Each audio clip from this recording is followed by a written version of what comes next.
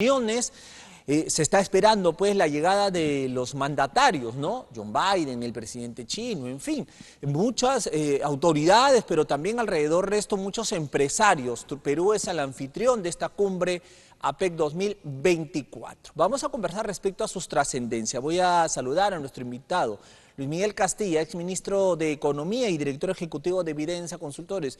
Señor Castilla, buenas noches, bienvenido. Buenas noches, Carlos. Gracias por la entrevista. Decíamos nosotros que estamos en modo APEC, ya empiezan todas estas actividades. Lo importante es decir, para que la comunidad sepa de qué tratamos, de qué hablamos, por qué es importante finalmente esta cumbre ahora ya con la fecha central en Lima. Esta cumbre es quizás uno de los principales eventos de los últimos años. El Perú ha sido anfitrión en 3 oportunidades. La última fue en el año 2016.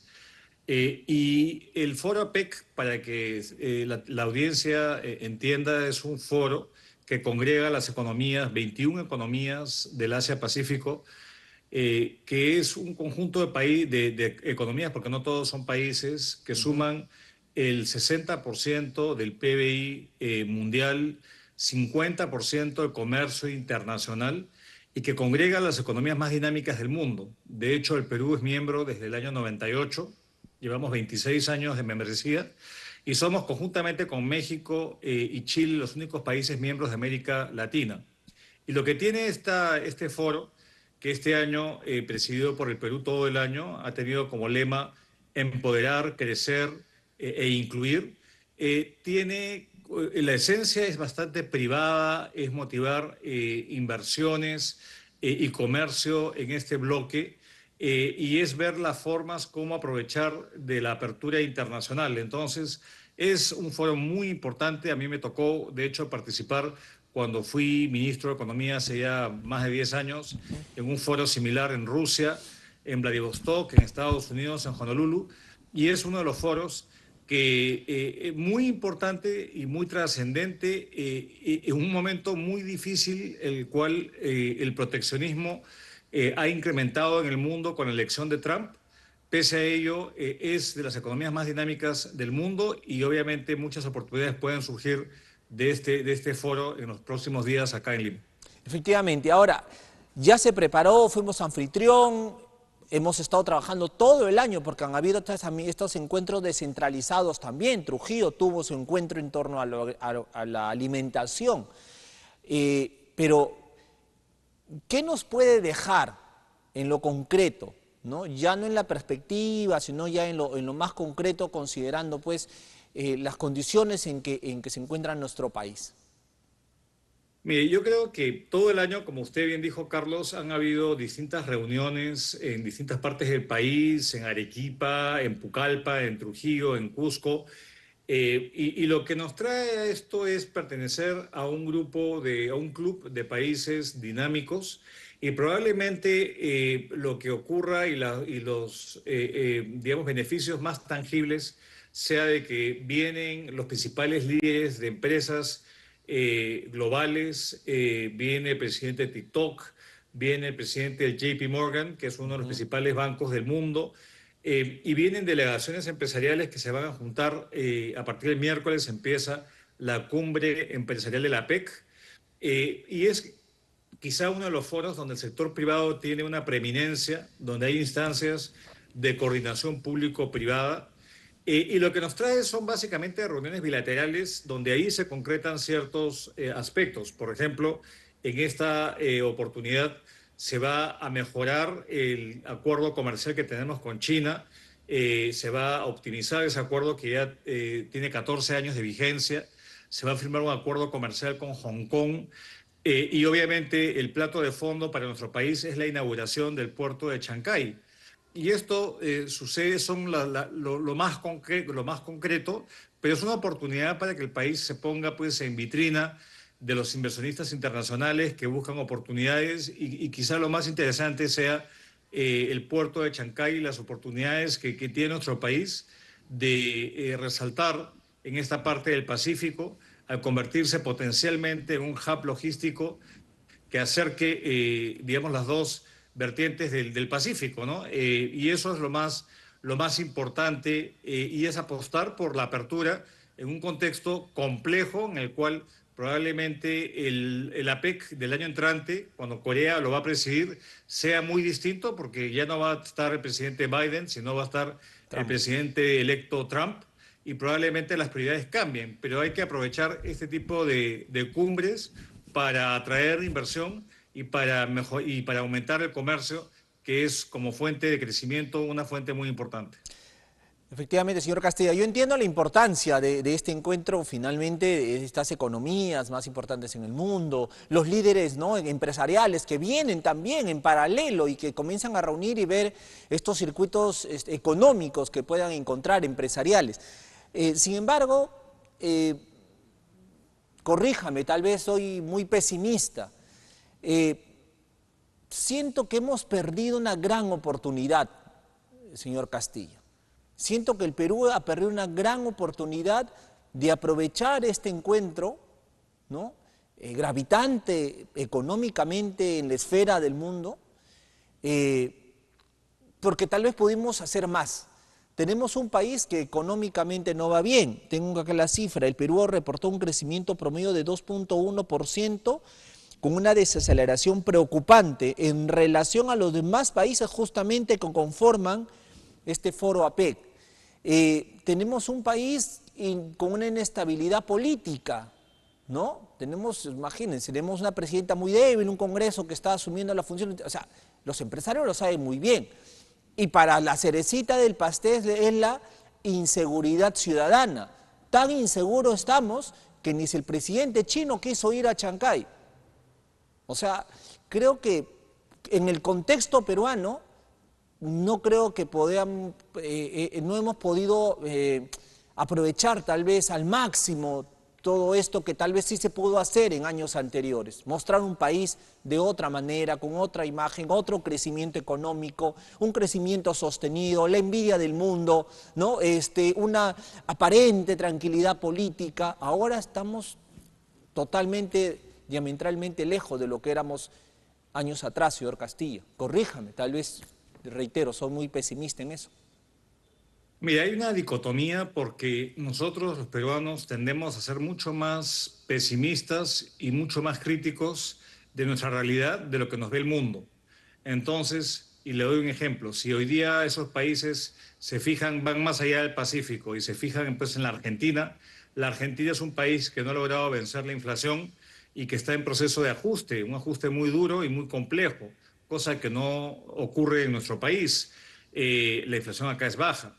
El Perú, pese a todas las presiones que han habido en el mundo, se ha mantenido bastante, digamos, ha continuado la apertura. Tan es así de que se están firmando acuerdos comerciales y no ha cedido a la tentación de incrementar las barreras arancelarias y elegir proteccionismo a nuestra economía. Entonces, creo que hay que mirar de manera relativa. Evidentemente, si tuviéramos una mejor situación, mayor predictividad en las reglas del juego, aprovecharíamos los vientos a favor de los precios del cobre, seríamos un país que proyecta mayor seguridad jurídica, evidentemente que el impacto sería mayor.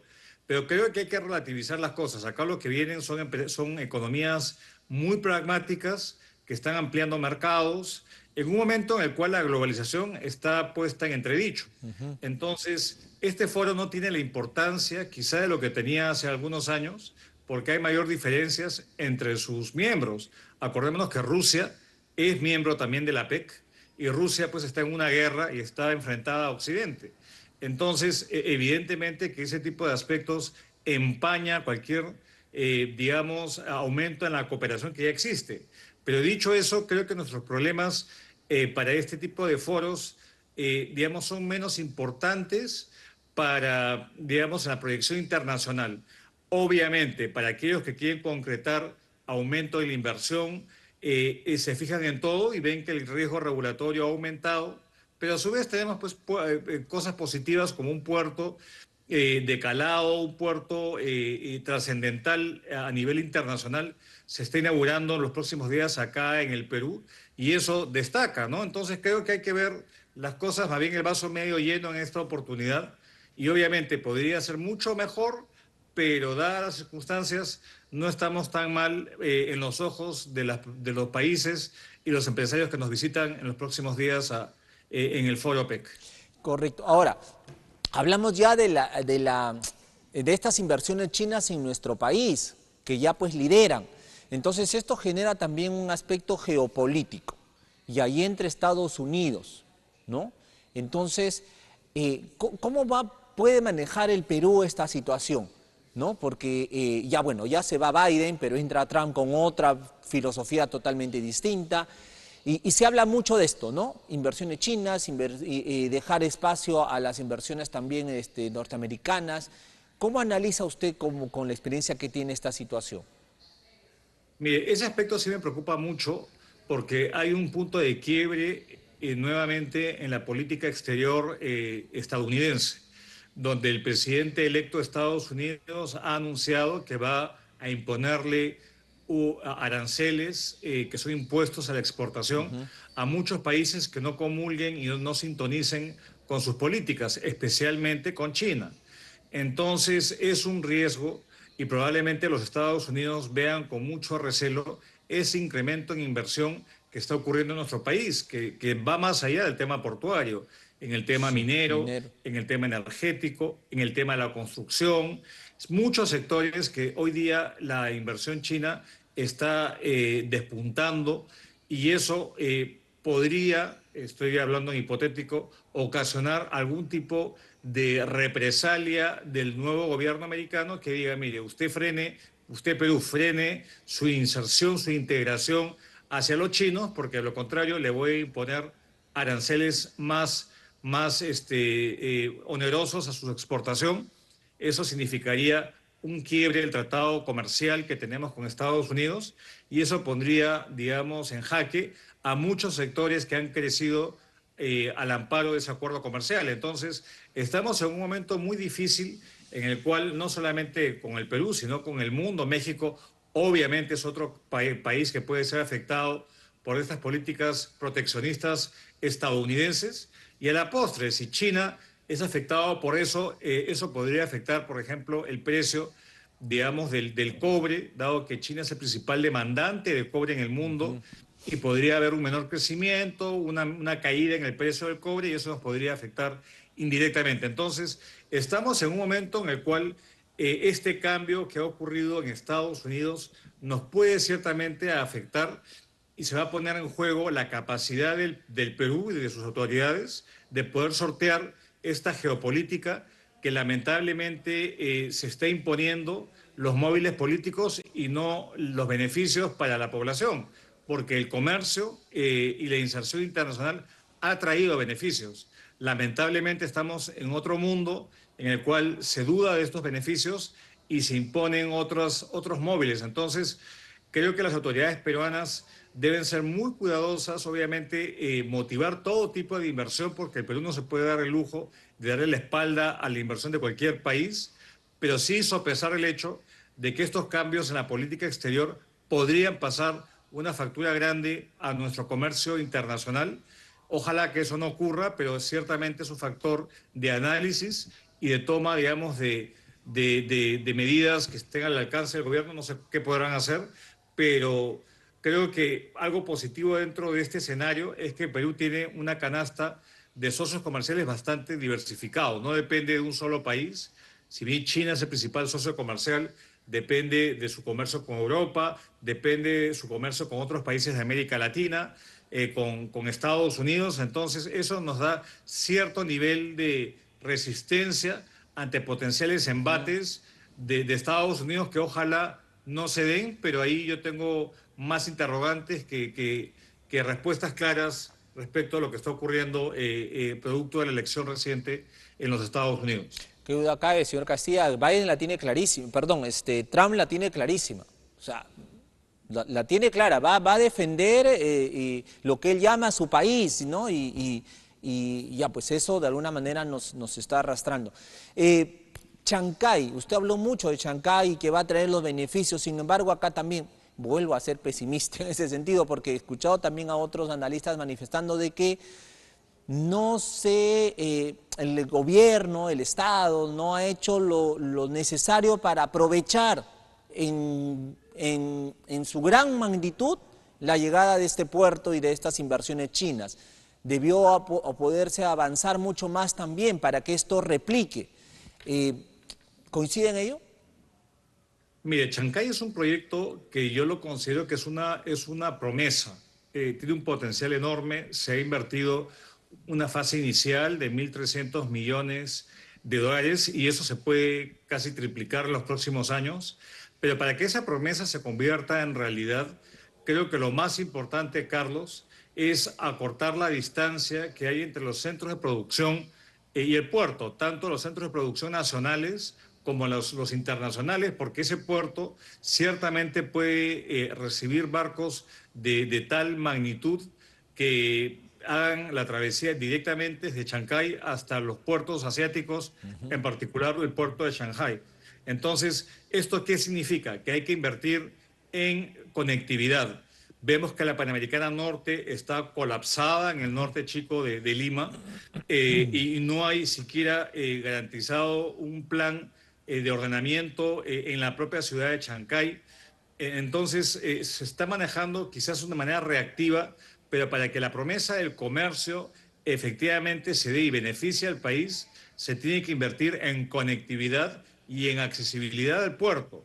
No vaya a pasar lo mismo que está ocurriendo en el aeropuerto de Lima. Exacto. Acordémonos que es un aeropuerto que se va a inaugurar en las próximas semanas. Es un aeropuerto que triplica la capacidad, pero lamentablemente pues no hay acceso al aeropuerto porque hay que esperar 2 años más a que construyan el acceso permanente y van a haber accesos temporales y eso le quita un poco digamos, la capacidad de impulsar a la economía en el caso del aeropuerto. Lo mismo ocurrió en el puerto del Callao, que está muy congestionado, ha ampliado la capacidad de recepción de carga, pero no se puede entrar al puerto. Hay colas gigantescas en las zonas cercanas al puerto del Callao y lo mismo puede ocurrir en Chancay. Entonces es fundamental que el gobierno tome conciencia que ese puerto va a dar beneficios en tanto se planifique de manera adecuada la conexión no solamente de los centros de producción, como dije, sino con países vecinos.